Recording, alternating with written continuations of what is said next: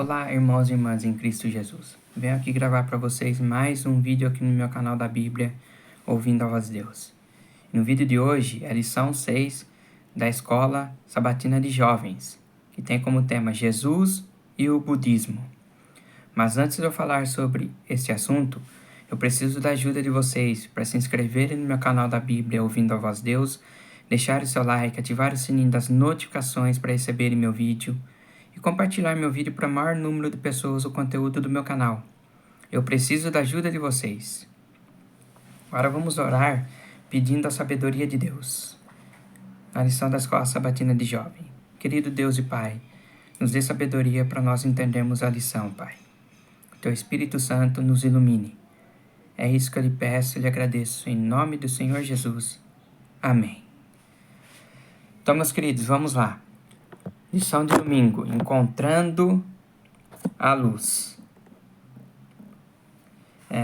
A questão é esvaziar a mente. A verdadeira questão é: o que preenche a mente? O que te preenche a sua mente? A tua mente te preenche com a palavra de Deus? A nossa mente tem que preencher com a palavra de Deus, porque a palavra de Deus é luz para nós.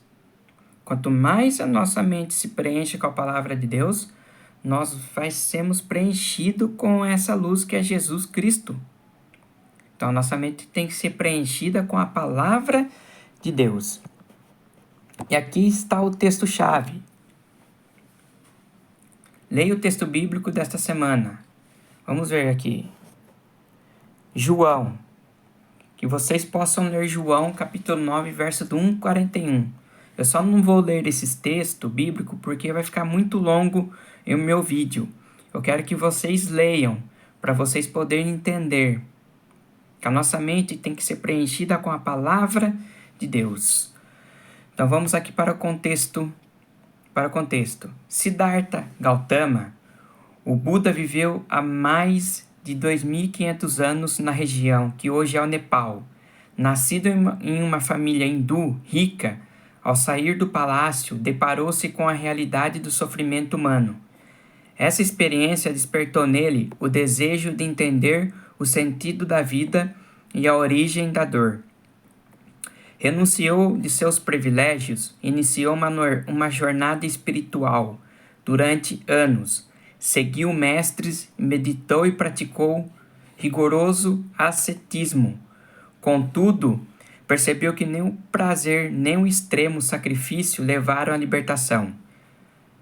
Foi durante a meditação sobre a árvore Bodhi, em Bodh Gaya, na Índia, que afirmou ter alcançado a iluminação. A partir disso, desenvolveu os ensinamentos centrais do budismo, as 4 nobres verdades e o nobre caminho octuplo. Esses princípios explicam a origem do sofrimento e mostram como superá-lo. Atualmente, o budismo conta com cerca de 520 milhões de seguidores em todo o mundo, especialmente na Ásia.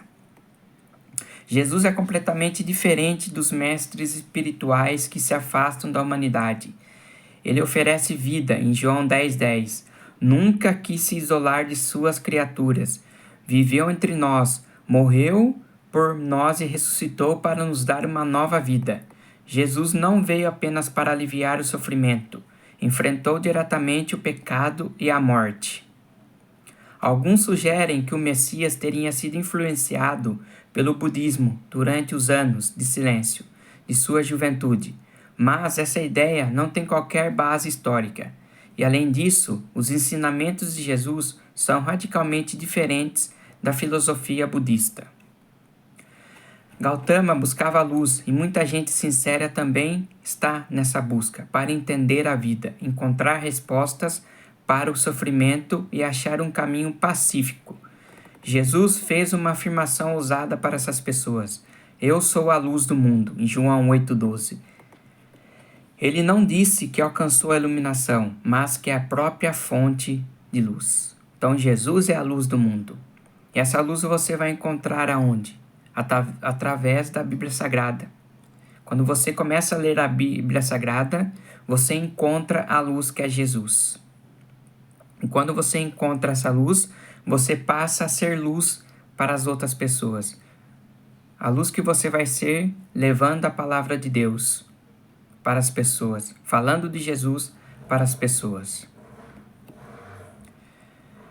Parte de segunda-feira, o dilema de Buda. Compreenda. Quando Siddhartha Gautama saiu do palácio, viu o que nunca tinha encarado: o sofrimento, doença, velhice, morte, estava tudo ali diante dele, em cada rosto, em cada esquina. Mas o que mais o abalou foi a falta de respostas. O hinduísmo, religião na qual foi criado, não explicava de forma satisfatória o que ele estava vendo. Aquelas cenas não saíam de sua mente o que havia de tão errado com o mundo. No fundo, Gautama enfrentava a mesma questão que ainda hoje inquieta tanta gente. Por que existe tanta dor? Em sua busca por resposta, ele acabou deixando Deus de fora. Acreditava que o sofrimento vinha do desejo e do apego, e que a libertação só viria por meio da meditação e de uma vida disciplinada. O professor Stephen Protero, da Universidade de Boston, escreveu algo marcante sobre isso. Ele não acreditava que todas as pessoas, que todas as religiões digam a mesma coisa, mas reconheceu um ponto comum: o que as grandes religiões do mundo compartilham não é tanto a linha de chegada, mas o ponto de partida. E esse ponto é uma observação simples: há algo errado com o mundo.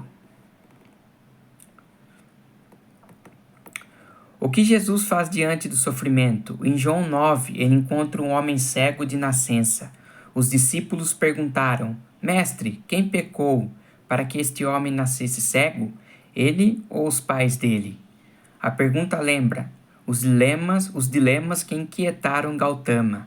Mas a resposta de Jesus nos mostra outra perspectiva sobre o sofrimento. Nem ele pecou, nem os pais deles, mas isso aconteceu para que se manifestem as obras de Deus. João 9:3. Jesus não culpou o passado nem falou em castigo.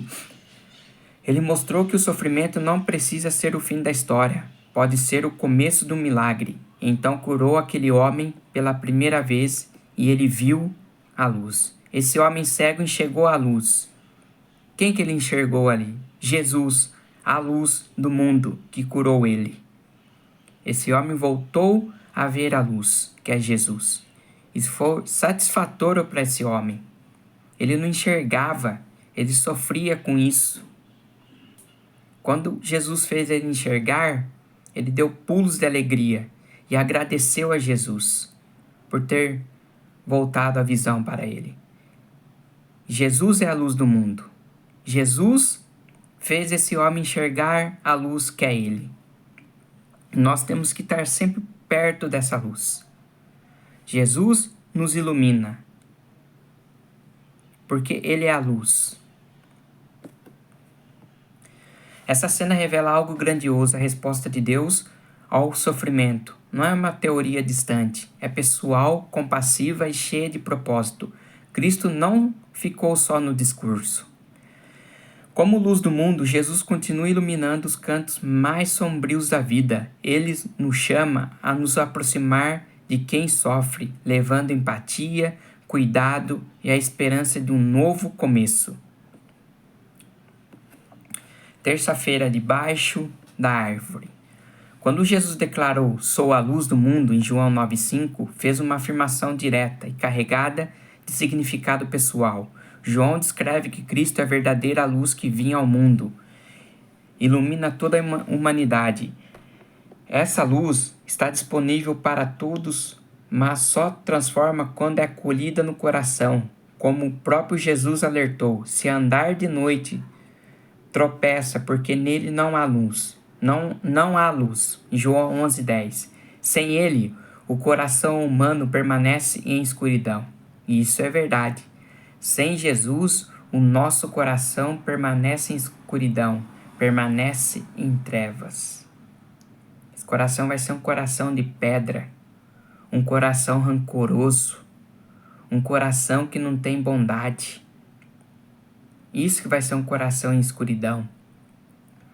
Quando esse coração encontra Jesus, esse coração passa a ser um coração bondoso, um coração cheio de luz, um coração que vai fazer o bem para as pessoas, que vai ajudar as pessoas, que não vai falar mal de ninguém.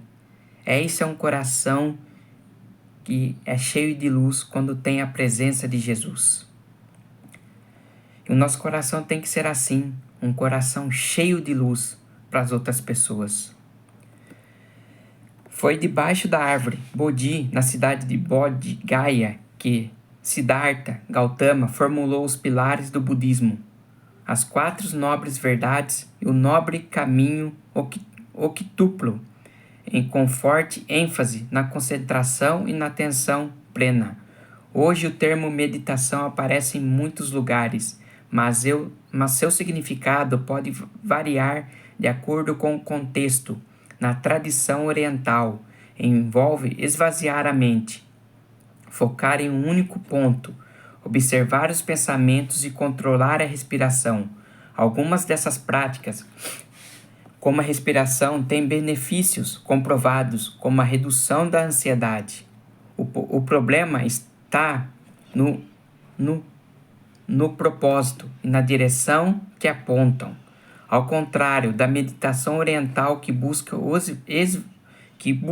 esvaziamento do eu e da desconexão do mundo, a meditação cristã tem como propósito preencher a mente com a presença de Deus.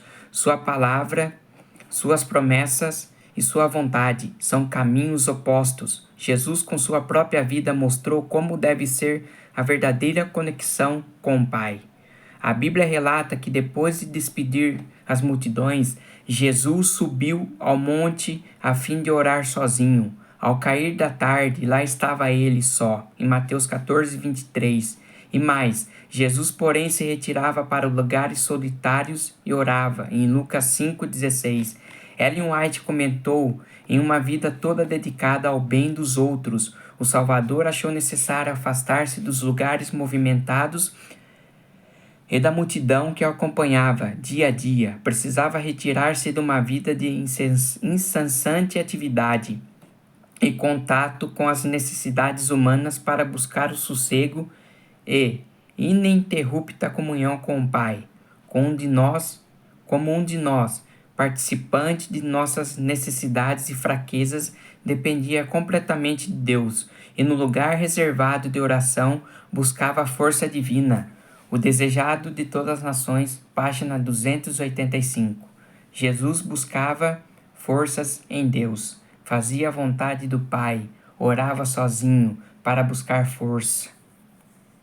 Nós temos que ser assim, homens de oração, orar bastante. E também, mulheres de oração. As mulheres também têm que ser mulheres de oração, orar bastante. Homens também, orar bastante, buscando a presença de Deus, fazendo a vontade de Deus. Jesus mostrou onde encontrar a verdadeira paz na comunhão com o Pai. Se o próprio Cristo valorizava tanto esse tempo, quanto mais nós. Se Jesus valorizava tanto esse tempo, e nós? Nós temos que valorizar mais esse tempo, orar mais. Temos que orar. Nós oramos muito pouco. Infelizmente está assim. Jesus orava bastante, orava de madrugada, buscando a presença de Deus. Jesus fazia a vontade do Pai. Se Jesus fazia a vontade do Pai, nós temos que fazer a vontade do Pai, lendo essa palavra, orando, fazendo o bem. É assim que Jesus fazia. Quarta-feira, momento hipertexto. A meditação bíblica é uma prática que convida a reflexão profunda sobre a palavra de Deus. Diferente da ideia comum de esvaziar a mente, o foco aqui é preenchê-la com verdades divinas, pensar, recordar e aplicar os ensinamentos das Escrituras. Trata-se de voltar o coração e a mente para o que é verdadeiro, puro e digno, permitindo que a verdade molde os pensamentos as atitudes e as decisões. Essa prática geralmente acontece em silêncio e solitude, momentos intencionais de afastamento do ruído ao redor. É importante lembrar que a solitude não é solidão, enquanto a solidão pode ser um fardo. A solitude é uma escolha saudável de estar a sós com o Senhor, em comunhão íntima, restauradora. Foi assim que muitos servos de Deus encontraram direção, consolo e força. Meditar nas Escrituras é, portanto, mais do que um hábito, é um encontro transformador com o próprio Deus. Todos os dias, eu levanto cedo, faço a lição da escola sabatina, estudo a lição da escola sabatina e também levo a minha Bíblia. Antes de começar a trabalhar, eu leio a Bíblia lá no meu serviço, porque nós temos que estar em contato com Deus a todo momento. Ler a Bíblia é uma comunhão que a gente tem com Deus. Eu faço isso. Antes de vocês saírem, leiam a Bíblia. Orem, peça proteção para Deus. É assim que nós temos que fazer. Buscar a presença de Deus de manhã cedo. O que os seguintes versos nos ensinam sobre a meditação bíblica? Está aí, preencher a mente e não esvaziá-la. A importância do silêncio e da solitude. Está aí os textos. Que vocês possam ler esses textos e meditar nesses textos. Que a nossa mente tem que estar em Deus a todo momento. Buscar a Deus. Quinta-feira, caminho para a paz. O Buda ensinava que a libertação final, conhecida como a Nirvana, poderia ser alcançada por esforço próprio, seguindo os 8 passos do nobre caminho: compreensão correta, intenção correta, fala correta, ação correta, modo de vida correto, esforço correto, atenção plena e concentração correta. O objetivo era superar o sofrimento e atingir a iluminação por meio dessa prática disciplinada. No entanto, essa jornada coloca um peso enorme sobre os ombros, a responsabilidade de encontrar paz e propósito por conta própria, confiando apenas em si mesmo.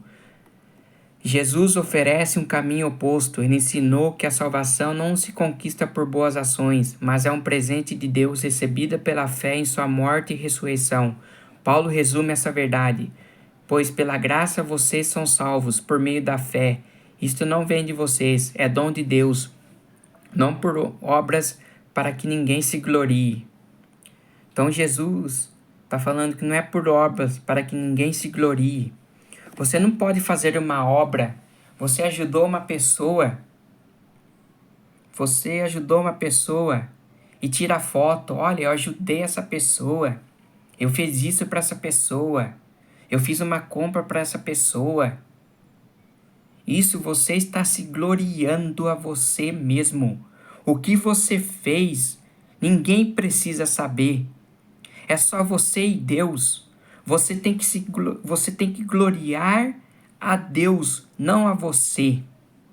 É gloriar a Deus. Deus colocou a gente para a gente fazer as obras, mas gloriar a Ele, não a você.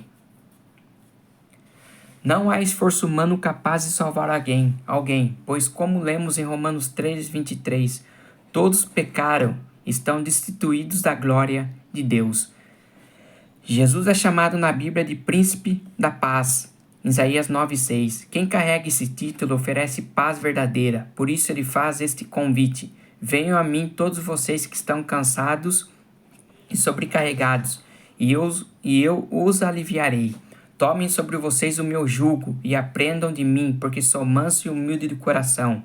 E vocês acharão descanso para a sua alma, porque o meu jugo é suave e meu fardo é leve. Mateus 11, verso 28 a 30. Jesus não nos deixa lutando sozinhos. Em vez disso, ele nos oferece uma paz que não é apenas o destino da vida espiritual, mas também um ponto de partida. O livro Caminho a Cristo explica com profundidade a paz. É o que você precisa, o perdão, a paz e o amor do céu no coração. O dinheiro não pode comprá-la, a inteligência e a sabedoria.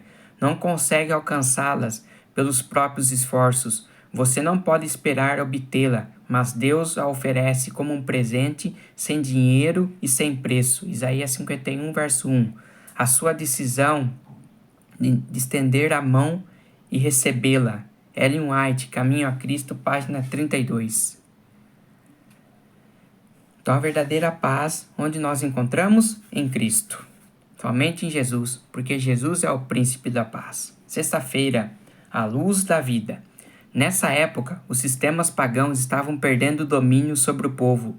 As pessoas estavam cansadas de aparências e histórias inventadas. Desejavam uma religião capaz de satisfazer o coração. Embora a luz da verdade parecesse afastada dos seres humanos, havia pessoas ansiosas de luz, cheias de preocupação e tristeza. Tinham sede do conhecimento do Deus vivo e da certeza de uma vida além da sepultura. Ellen White, Desejar de Todas as Nações, página 21. Podemos fazer uma lista dos grandes mestres do mundo no passado de acordo com o que nos informa a história. Entretanto, a luz já existia antes deles. Assim como a luz e os planetas do nosso sistema solar resplandecem pela luz refletida do Sol, também os grandes pensadores do mundo, tanto quanto são verdadeiros os seus ensinos, refletem os raios do Sol da justiça. Cada pérola do pensamento, cada lampejo do intelecto provém da luz do mundo. Jesus afirmou: quem me segue não andará nas trevas, pelo contrário, terá a luz da vida. Então, se a gente seguir Jesus, nós nunca vamos andar nas trevas, porque Jesus é a luz da vida. Então, vocês permaneçam nessa luz, porque se vocês permanecem nessa luz, vocês terão vida, Jesus está dizendo. Jesus é vida. Jesus disse assim: eu sou o caminho, a verdade e a vida. Mas aonde eu posso conhecer isso? Você pode conhecer através da Bíblia Sagrada. Quer conhecer Jesus? Leiam a Bíblia. As pessoas não estão lendo Bíblia hoje. As Bíblias das pessoas estão na estante juntando pó. Não pode. Tem que ler a Bíblia. Tem que meditar na palavra de Deus. Como vocês querem conhecer a Cristo se vocês não leem a sua palavra? Se vocês não meditam? Temos que ler a Bíblia, porque ali está a luz do mundo, que é Jesus. O Desejar de Todas as Nações, página 372 e 373. Todo amor paternal que veio de geração em geração por meio do coração humano e toda a fonte de ternura que se abriu na alma do homem não passam de tênue riacho em comparação com o ilimitado oceano. Quando postos ao lado do infinito, inesgotável amor de Deus, a língua não consegue exprimir, nem a caneta é capaz de descrever isso. Pode-se meditar nele todos os dias de nossa vida. Pode-se examinar diligentemente as Escrituras, a fim de compreendê-lo. Pode-se reunir toda a faculdade e poder a nós, concedidos por Deus, no esforço de compreender o amor e a compaixão do Pai Celeste. Todavia, existe ainda o infinito para além. Pode-se estudar por século esse amor. No entanto, jamais se poderá compreender plenamente a extensão, a largura, a profundidade e a altura do amor de Deus em dar seu Filho para morrer pelo mundo. A própria eternidade nunca o poderá bem revelar. No entanto, ao estudarmos a Bíblia e meditarmos sobre a vida de Cristo e o plano da redenção, esses grandes temas se desdobrarão cada vez mais ao nosso entendimento. Ellen White, Testemunho para a Igreja, volume 5, página 628. O amor difundido por Cristo por todo o ser é um poder vitalizante. Todo o órgão vital, o cérebro, o coração, os nervos é tocado por esse amor, recebendo cura. Liberta a pessoa da culpa e da dor, da ansiedade e do pesar que consomem as forças vitais. Vem com ele serenidade, compostura. Implanta na vida alegria que comunica saúde e vida. Ciência do Bom Viver, página 60. Parte de sábado, obra manifesta. Comunidade. Ao passar, Jesus viu um cego de nascença. Seus discípulos lhe perguntaram: Mestre, quem pecou, este homem ou seus pais, para que ele nascesse cego? Disse Jesus: Nem ele nem seus pais pecaram, mas isto aconteceu para que a obra de Deus se manifestasse na vida dele. Enquanto é dia, precisamos realizar a obra daquele que me enviou. A noite se aproxima, quando ninguém pode trabalhar. Isso é verdade. Quanto a dia, há trabalho. Isso que Jesus quis dizer. Que está lá em João 9, verso do 1 ao 4. Quando a noite se aproxima, quando ninguém pode trabalhar. Está dizendo que Jesus é a luz, que Jesus é a vida, que Jesus, ele curou esse cego. Jesus fez esse cego enxergar a luz, que é Jesus. Siddhartha Gautama, o Buda, escreveu em uma família rica, mas, ao se deparar com o sofrimento humano, iniciou uma jornada espiritual em busca de respostas. Renunciou aos seus privilégios e, após anos de busca, encontrou a luz e formulou os principais ensinamentos do budismo. Com mais de 500 milhões de seguidores, o budismo ensina o desapego e a meditação como caminhos para escapar do sofrimento e alcançar a iluminação individual. Jesus, por outro lado, difere dos mestres orientais. Ele não se afastou da humanidade, mas mergulhou no sofrimento por amor. Não se isolou, foi ao encontro das pessoas, oferecendo vida e um relacionamento restaurado com Deus. Cristo enfrentou a raiz do problema, o pecado e a morte, e não veio apenas para aliviar o sofrimento. Declarou ser a luz do mundo em João 8,12, a fonte da verdadeira iluminação, e não apenas alguém que alcançou. Para Jesus, a verdadeira liberdade não está em fugir da vida, mas em viver uma nova vida transformada por Ele. Outras questões. Meditação.